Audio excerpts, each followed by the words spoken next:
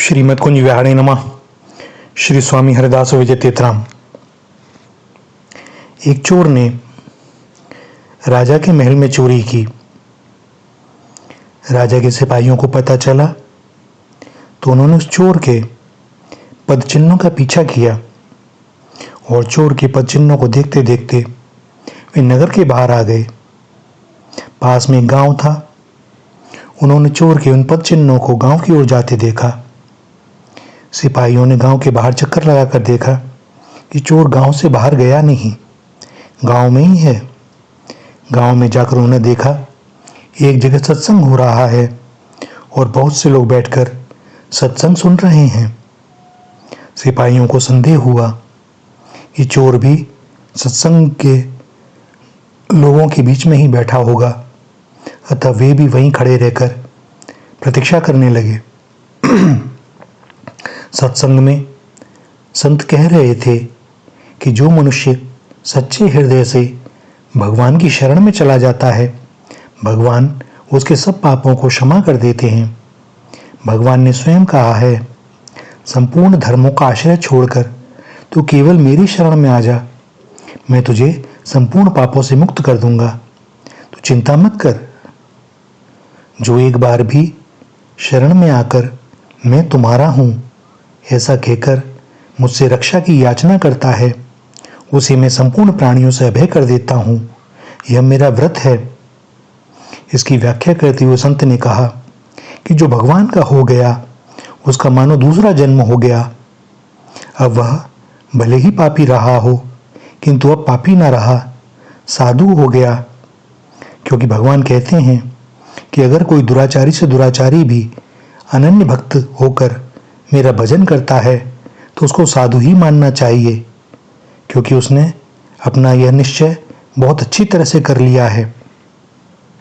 वह चोर सत्संगियों के बीच बैठा बैठा यह सब सुन रहा था।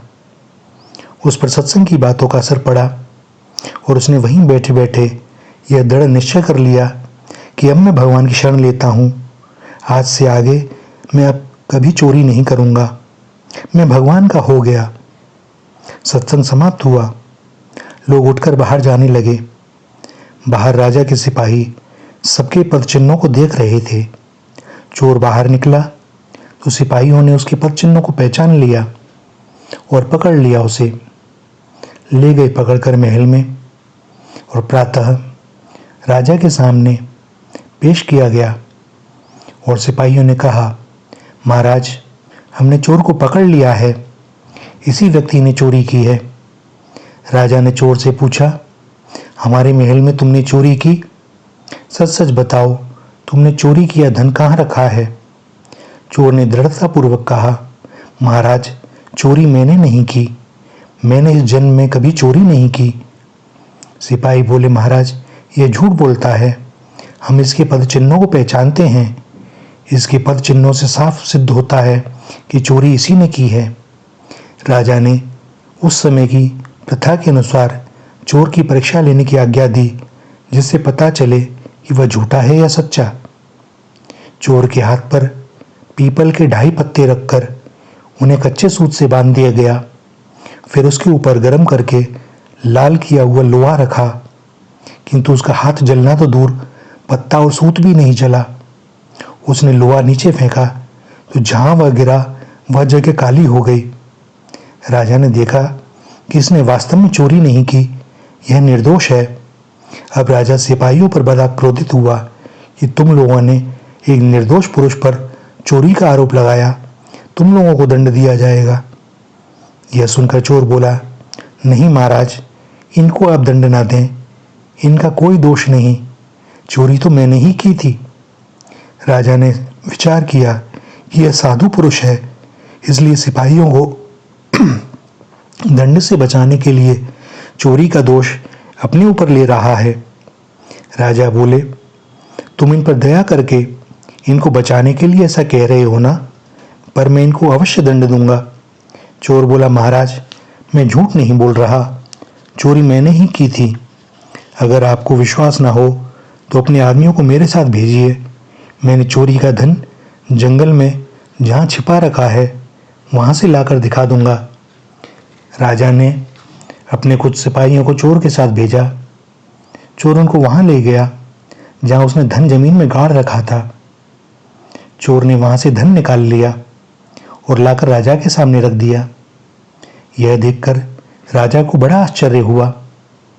राजा ने कहा, अगर तुमने चोरी की थी तो परीक्षा करने पर तुम्हारा हाथ क्यों नहीं जला? परंतु तुम्हारा हाथ भी नहीं जला और तुमने चोरी का धन भी लाकर दे दिया। यह बात हमारी समझ में नहीं आ रही। हमारे लिए यह बड़ा आश्चर्य है। क्या घटना हुई है, मुझे ठीक ठीक बताओ। चोर बोला, महाराज, मैंने चोरी करने के बाद धन को जंगल में गाड़ दिया और गांव में चला गया। वहां एक जगह सत्संग हो रहा था। मैं वहां जाकर लोगों के बीच बैठ गया।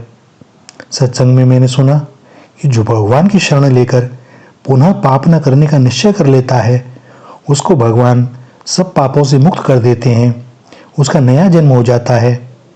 इन बातों का मेरे ऊपर भी असर पड़ा और मैंने उसी समय दृढ़ निश्चय कर लिया कि अब मैं कभी चोरी नहीं करूंगा और अभी मैं इसी पल से भगवान का हो गया और इस कारण से मेरा नया जन्म हो गया। इस जन्म में मैंने कोई चोरी नहीं की, इसीलिए मेरा हाथ नहीं जला। आपके महल में मैंने जो चोरी की थी वह तो महाराज मेरे पिछले जन्म की बात थी।